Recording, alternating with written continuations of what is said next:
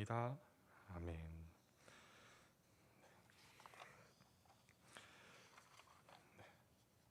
대학 시절 기독교 동아리에 있었습니다.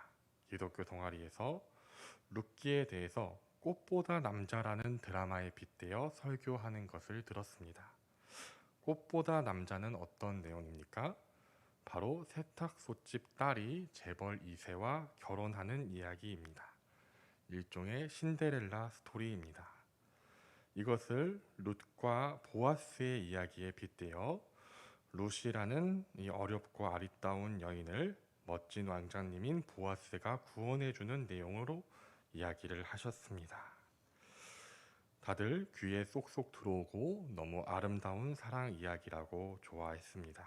특히 드라마를 좋아하는 자매분들이 깊은 감동에 빠졌습니다. 그런데 이 룻기는 신데렐라나 꽃보다 남자에는 없는 것이 있습니다. 우리 그것이 무엇인지 오늘 말씀을 통해 함께 알아보도록 하겠습니다. 오늘의 본문 룻기 1장 1절을 보시겠습니다.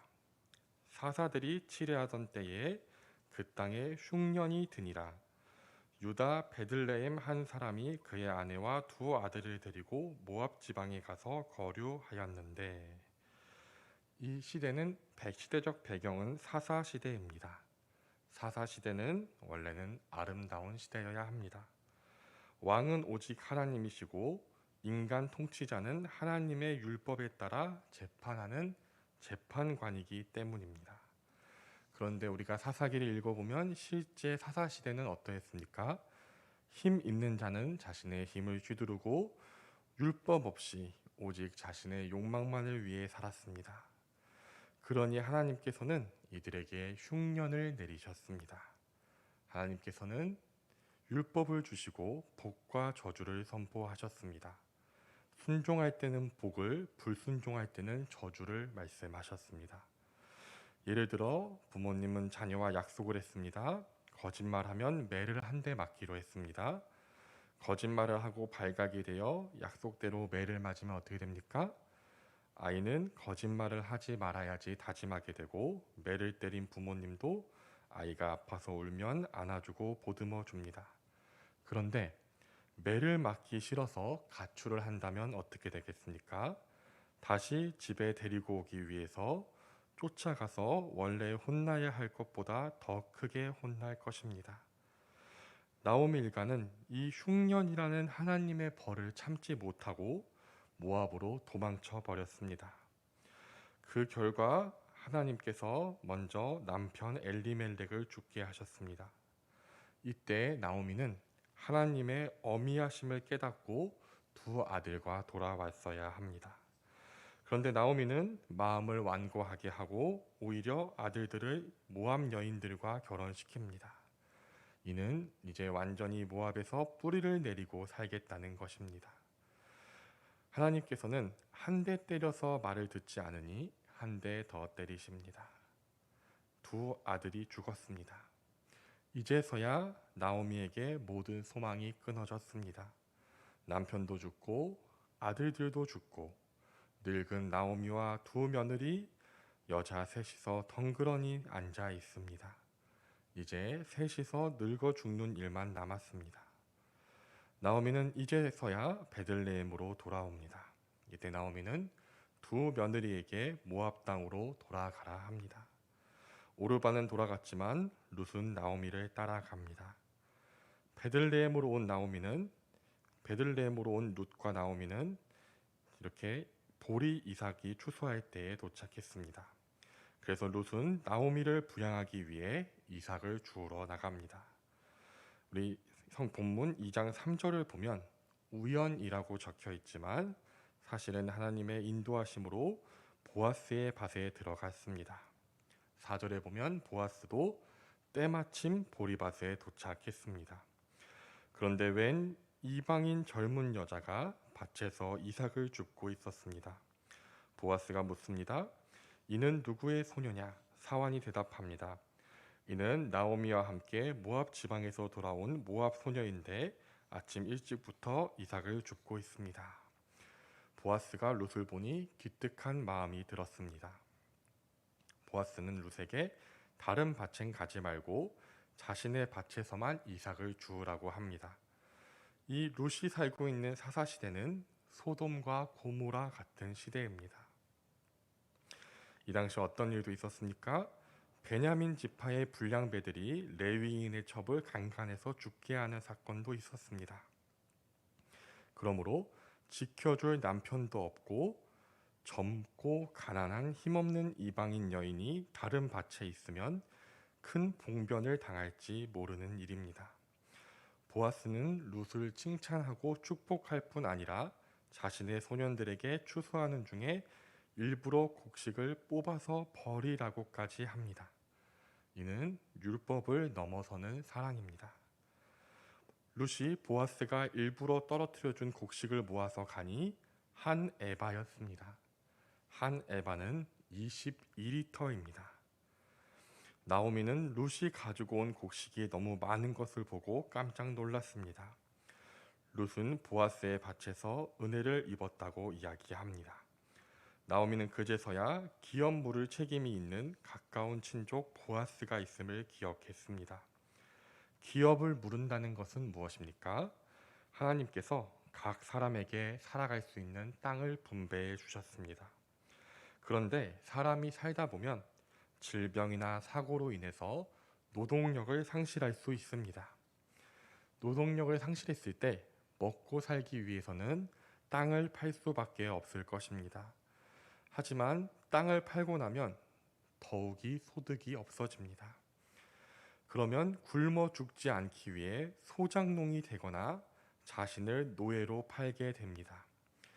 하나님께서는 그것을 방지하기 위해 가난해서 땅을 판 친족이 있다면 그 친족에게 땅을 다시 사서 돌려주라고 하셨습니다.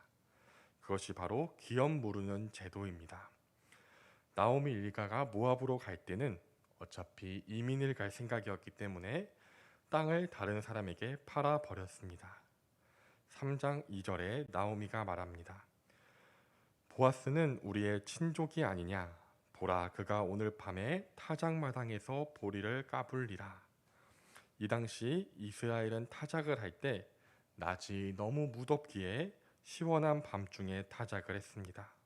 그래서 타작마당에 곡식을 두고 타작을 하다가 곡식 창고에서 잠을 잤습니다. 3절입니다. 너는 목욕하고 기름을 바르고 의복을 입고 타작마당에 내려가서. 나오미는 며느리 룻에게 목욕을 하고 기름을 바르고 의복을 입으라고 합니다. 이것은 무엇을 뜻하는 것일까요? 사무엘하 12장 20절 말씀입니다. 다윗이 땅에 일어나 몸을 씻고 기름을 바르고 의복을 갈아입고 여호와의 전에 들어가서 경배하고 왕궁으로 돌아와 명령하여 음식을 그 앞에 차리게 하고 먹은지라. 다윗은 자신의 범죄로 갓난아기 아들이 죽게 되자 몸을 씻지 않고 기름을 바르지도 않고 의복을 갈아입지도 않고 금식하며 7일을 기도했습니다. 그런데 아들이 죽자 몸을 씻고 기름을 바르고 의복을 갈아입었습니다. 즉, 이 세 가지가 의미하는 것은 애통과 애도입니다. 즉, 이것은 과부의 표식입니다. 그렇기에 나오미의 말은 룻이 더 이상 과부로 슬퍼하지 말고 보아스에게 새로 시집을 가라는 것이었습니다. 거기에 더해서 나오미는 룻에게 보아스가 누운 곳에 가서 눕고 보아스의 지시를 따르라고 합니다. 3장 5절에 룻은 어머니의 말씀대로 다 행하겠다고 답합니다. 젊은 룻이 나오미를 따라 나서는 것도 자신의 생각과 욕심을 내려놓는 선택이었을 것입니다. 그런데 이번에는 자신보다 30살은 많은 보아스 영감님과 결혼을 하라고 합니다. 룻이라고 젊고 잘생긴 남자가 싫었을까요? 룻은 지금이라도 모압으로 돌아간다면 얼마든지 새 출발을 할 수 있었습니다. 그러나 룻은 하나님의 율법을 따라 기업 물을 자인 보아스에게로 갔습니다. 즉, 하나님의 말씀에 순종한 것입니다. 룻이 보아스의 발치 아래 누웠을 때 보아스가 놀라서 물었습니다. 내가 누구냐? 룻이 대답합니다. 9절입니다. 나는 당신의 여종 룻이오니 당신의 옷자락을 펴 당신의 여종을 덮으소서. 이는 당신이 기업을 물을 자가 됨이니이다. 이스라엘의 결혼 풍습은 남자가 여자와 약혼을 하고 집, 즉 장막을 마련하고 장막에 약혼녀를 드리는 것으로 아내로 맞이합니다. 그렇기에 옷자락을 펴 당신의 여종을 덮으소서라는 말은 보아스의 장막에 들어가게 해달라는 청원입니다. 룻기 3장 10절과 11절 말씀입니다. 그가 이르되 내 딸아 여호와께서 내게 복 주시기를 원하노라. 내가 가난하던 부하건 젊은 자를 따르지 아니하였으니 내가 베푼 인애가 처음보다 나중이 더하도다. 그리고 이제 내 딸아 두려워하지 말라. 내가 내 말대로 내게 다 행하리나 내가 현숙한 여자인 줄을 나의 성읍 백성이 다 아느니라. 보아스는 룻이 젊은 자를 따르지 않고 나이든 보아스를 오직 말씀에 의지해서 선택한 이 선택이 얼마나 힘든 일인지 알았습니다. 왜냐하면 지금 계속해서 부르는 호칭과 같이 룻은 그저 자신의 딸뻘이 되는 어린 나이였기 때문입니다. 보아스는 지혜로운 사람이라 이를 섣불리 대답하지 않고 절차를 따랐습니다. 자신보다 더욱 가까운 친족이 있으니 그에게 물어보고 그가 물으겠다고 하면 물으게 하고 그렇지 않으면 자신이 물으겠다고 약속하였습니다. 룻기 4장 1절부터 2절에 보아스는 다음날 성문에서 자기보다 앞선 기업 물을 자와 증인된 장로 10명을 청하였습니다. 그리고 말합니다. 룻기 4장 3절과 4절입니다. 보아스가 그 기업 물을 자에게 이르되 모압 지방에서 돌아온 나오미가 우리 형제 엘리멜렉의 소유지를 팔려 함으로 내가 여기 앉은 이들과 내 백성의 장로들 앞에서 그것을 사라고 내게 말하여 알게 하였노라.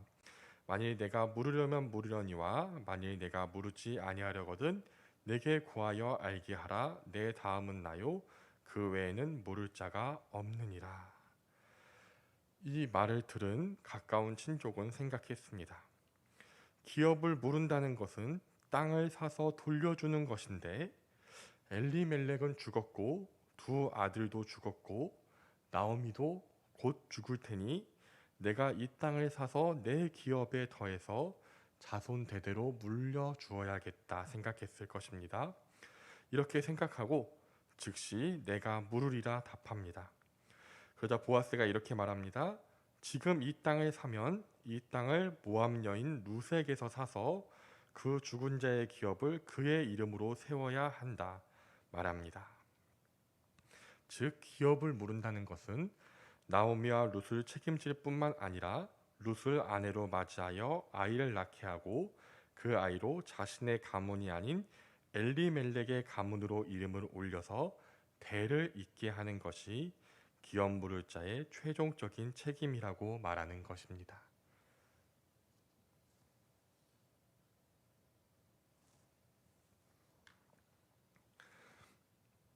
그 말을 듣자 그는 곧 생각을 바꾸었습니다. 자신이 돈으로 산 땅과 자신이 룻을 통해 낳아 키울 자식이 다 엘리멜렉의 자손이 되기 때문입니다. 그래서 그는 룻기 4장 6절에 이렇게 답합니다. 나는 내 기업에 손해가 있을까 하여 물으지 못하노니 내가 물을 것을 내가 물으라. 나는 물으지 못하겠노라. 이렇듯 보아스의 결심과 사랑은 손해를 감수한 것이었습니다. 룻기 4장 10절입니다. 또 말론의 아내 모압 여인 룻을 사서 나의 아내로 맞이하고 그 죽은 자의 기업을 그의 이름으로 세워 그의 이름이 그의 형제 중과 그곳 성문에서 끊어지지 아니하게 하매 너희가 오늘 증인이 되었느니라. 보아스는 죽은 엘리멜렉의 땅을 회복해주고 또한 룻을 아내로 맞이하여 죽은 자 엘리멜렉 가문의 이름으로 대를 잇게 해 주었습니다. 그렇다면 누구의 대는 끊어집니까? 보아스의 대는 끊어집니다. 즉 나오미와 죽은 엘리멜렉 그리고 룻에게는 이 결혼과 자녀가 구원이지만 보아스에게는 자신의 대를 끊어지게 하는 일인 것입니다. 보아스가 기업 물을 책임을 행하는 것이기에 룻과의 관계에서 낳은 자녀는 엘리멜렉의 후손이 되는 것입니다. 하지만 보아스는 율법에 순종함으로 룻을 사랑하고 책임지고 죽은 엘리멜렉과 나오미에게 큰 은혜를 베풀었습니다. 룻기의 이야기는 신데렐라 이야기가 아니며 꽃보다 남자 이야기도 아닙니다. 가난한 여인이 재벌집에 시집가는 이야기가 아닙니다. 이 이야기는 하나님의 말씀에 순종하여 자신의 젊음과 하고 싶은 것들을 내려놓고 참 하나님을 택하며 시어머니와 보아스를 사랑하기로 결단한 롯의 이야기이며 하나님의 말씀에 순종하여 기업 물을 자의 의무를 다하고 자신의 재산의 손해 가운데서도 또 가문의 대가 끊기는 것도 감수한 보아스의 이야기입니다. 룻과 보아스의 사랑은 하나님의 말씀에 의거한 사랑이며 손해와 희생을 감수한 사랑의 결단이었습니다. 이 사랑은 흔쾌히 저절로 된 사랑이 아닙니다. 그런데 이것이 진짜 사랑입니다. 사랑은 감정만이 아닙니다. 사랑은 하나님의 명령이고 우리는 그 명령에 순종해서 사랑하는 것입니다. 서로 사랑하라고 하셨고 부부간에 사랑하라고 하셨고 원수를 사랑하라고 하셨습니다. 어둠은 빛이 없는 상태입니다. 미움은 사랑이 없는 상태입니다.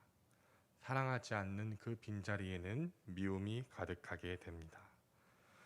그런데 타락한 사람이 말씀을 떠나 마음 가는 대로 감정을 느끼는 대로 그대로 두면 계속해서 미워하게 됩니다.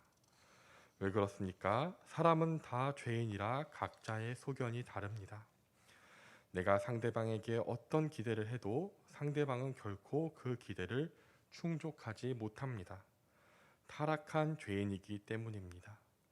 그리고 동시에 그 상대방은 내 기대를 채워주는 대상이 아닙니다. 갓 태어난 아기가 있습니다. 그 아기와는 눈이 마주치는 것만으로도 행복합니다. 그런데 이 아기가 초등학생이 되고 중학생이 되고 고등학생이 되면 그 관계가 깨어집니다. 왜 그렇습니까? 이제는 기대하고 요구하고 기대를 충족하지 않으면 실망하고 판단하기 때문입니다. 두 남녀가 결혼을 하는데 이 둘은 사랑이 한치의 희생도 없는 결단도 필요 없는 영원한 감정의 환희라고 생각했습니다. 여자는 남자가 자신의 모든 결핍을 채워줄 백마탄 왕자인 줄 알았고 남자는 여자가 언제나 자신을 떠받들어줄 순정적인 공주인 줄 알았습니다. 그런데 알고 보니 둘 다 타락한 죄인이며 각자의 자아를 가지고 있습니다. 이 둘은 반드시 서로의 다른 점에 충돌할 수밖에 없습니다. 서로에게 가장 매력적이라고 여겼던 성품이 결혼 후에는 가장 나를 힘들게 합니다.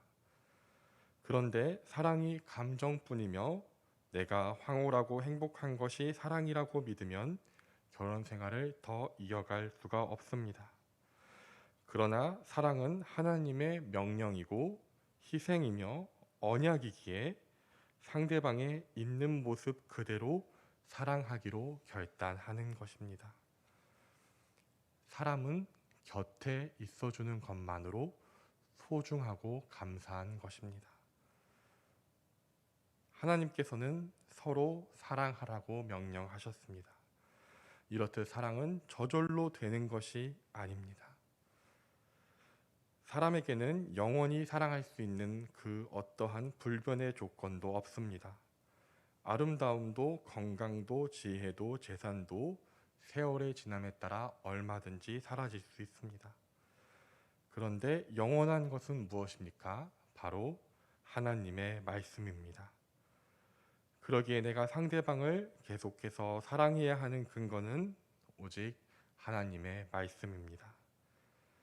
사랑하라고 명령한 그 명령이 사랑의 근거가 되며 그 명령에 순종하기 위해 기도하고 사랑할 때 우리는 오직 성령님의 능력을 힘입어 사랑할 수 있는 것입니다.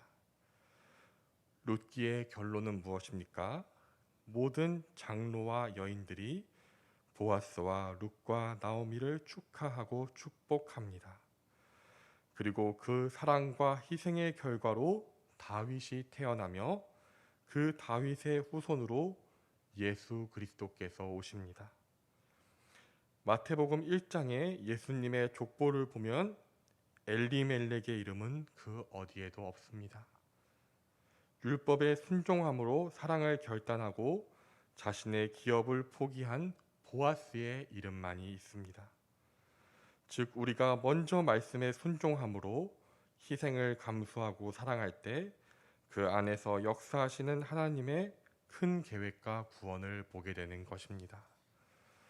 우리 모두 이러한 사랑을 실천함으로 사탄의 전략을 쳐부수며 사랑으로 승리하시기를, 그러므로 내 삶 속에 하나님의 크신 계획을 발견하고 내가 속한 곳에서 생명을 살리는 사랑의 도구로 쓰임 받으시기를 기도합니다.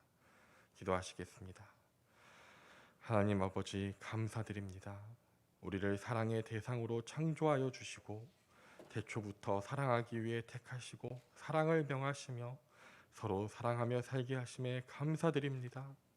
주님, 그럼에도 불구하고 우리가 하나님의 명령인 사랑을 실천하지 않고 오히려 이웃과 형제와 가족을 미워하며 정말 사람을 나 자신의 욕구 충족의 수단으로 삼았다면, 또한 사랑의 결단과 희생을 등한시하였다면 용서하여 주시고 이제는 돌이켜서 하나님의 말씀을 따라 또 예수 그리스도께 받은 사랑에 따라 그 사랑을 실천하게 하여 주시옵소서. 이를 통해 삶의 어느 곳에서든지 하나님의 사랑이 넘치게 하시고 예수님의 사랑을 전함으로 생명을 살리는 삶을 살게 하여 주시옵소서. 예수님의 이름으로 기도드립니다. 아멘.